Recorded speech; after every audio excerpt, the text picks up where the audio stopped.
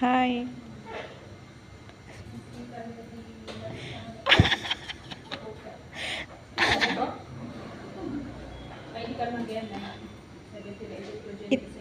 Ito po yung isa sa mga pinakadakilang empleyado ng ano.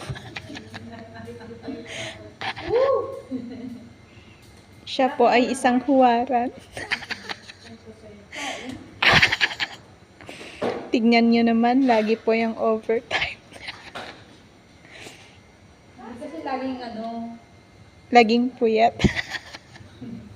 Tsaka lang po gumagana yung utak niyan pag walang tao. oo nga. Pero yan, love letter ang sinusulat. Yung natin. Yan. Binibenta ko na rin to.